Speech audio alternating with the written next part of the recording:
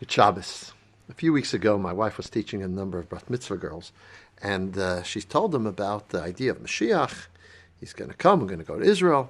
And they said, Fruma, we were like 5 years old in Hebrew school. You taught us, and you told us that you're going to take us with Mashiach to Israel, and that didn't happen. So I don't know, it doesn't seem like it's happening. Now, the Rambam tells us that we not only have to believe in the concept of Mashiach, but you actually have to await his coming. That means to say that this is something that we have to feel is realistic and real and actually wait for him.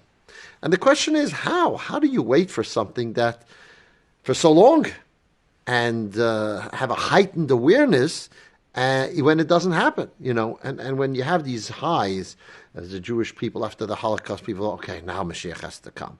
After the miracles of the Six-Day War, okay, now Mashiach's going to come. Just a few years ago with COVID and the pandemic, there were signs and messages, and I shared them. Oh, now Mashiach has to come. And as we come to this commemoration of Tisha B'Av next week, the Mashiach isn't here yet. And how long can you keep the hope and the feeling of that yes, this is something that's happening when it hasn't happened yet, and you're hoping for so long and it didn't take place yet. So is it really real? The idea of hope. Viktor Frankl relates that there was a fellow who was a conductor who was with him in the camps. He was like the elder of the block of units where he was. And one day he says, I had a dream last night. And they asked me, you could ask any question. I asked, when are we going to be released? When are we going to be liberated from these camps? And I was told on the 30th of March. And this person was so energized and so excited and got an extra sense of energy and positivity to be able to live. Unfortunately, as the days were getting closer, and the news from the front was there was no success coming, he got despondent and he got very sick. On the 29th of March, he had terrible fever. On the 31st, he passed away from typhus. So unrealized hope tends to bring us down. How can we be certain about the truth of Mashiach? Especially when we see spiritually things are not great. If you think of the last 200 years, most of the Jewish people are not observant. And we generally say that as we come away from the Sinai, we go down in our level of spirituality. There's a story of Ramesha Feinstein who was on a plane and with his grandson. And his grandson was really taking care of him beautifully. And the Ramesha was talking to someone who was sitting next to him who didn't believe in Torah and coming from Hashem and so on. He believed in science and Darwinism, etc.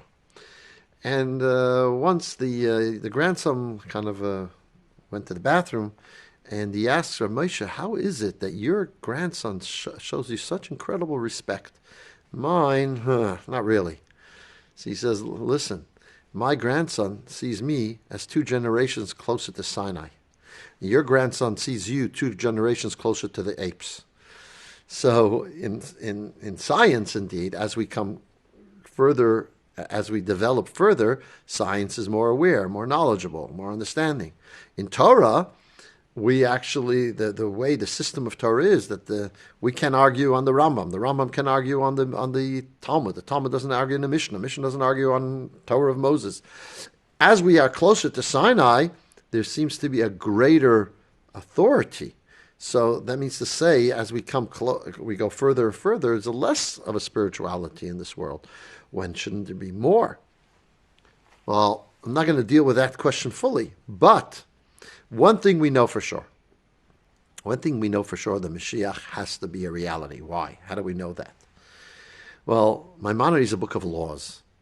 And even though he's a book of laws, the last 2 chapters he spends on telling us about Mashiach, what's going to happen when Mashiach comes, how is it going to be, etc. And why? Why in a book of laws? It's a book of philosophy, of theology.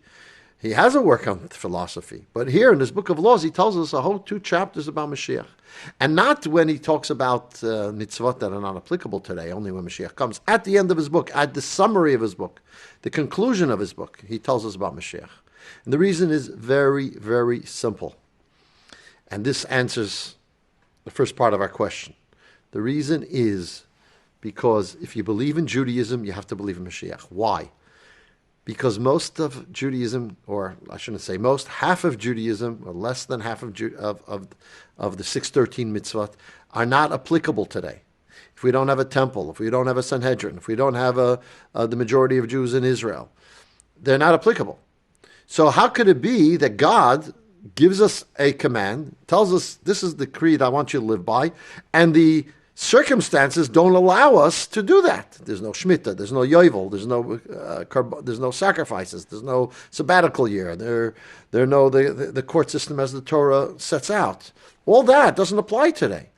And as I said, just under half of the mitzvot don't apply. More than half of the positive commands don't apply. So, can you imagine that there wouldn't be tefillin? Could you imagine a Judaism without Shabbos? No, because if God commanded us, there has to be Shabbos, and there has to be, the same thing with all the rest of the mitzvot. And therefore, the Rambam begins, when he speaks about Mashiach, he says, Mashiach is going to come, he's going to bring back the kingdom of David, he will rebuild the temple, he will ingather all the Jewish people, and all the laws of the Torah will come back as they were. There'll be offerings, there'll be the sabbatical year, the Jubilee year, as all the mitzvahs that are in the Torah. In other words, the Rambam is telling us, my book that I have written, 14 volumes, which a great chunk of them are not applicable today, only have credence if Mashiach comes and we can start keeping all these mitzvot. So there's no question it's going to happen. It's going to happen so that Judaism is able to fully be expressed. If this is God's communication to humanity for the sake of what humanity needs, so then it has to have the possibility of this taking place. That's why we know that Mashiach is coming. And that's why we have to keep our hopes up, and we know it's happening. And as the Rebbe told us, it is still imminent in our generation, so we keep with the faith and the hope of the coming of Mashiach, in addition to the fact that there are many signs for it, there are many things that are like Mashiach that are happening now, and the fact that the spiritual down, there's a reason for that too, but for another occasion. Have a good Shabbos.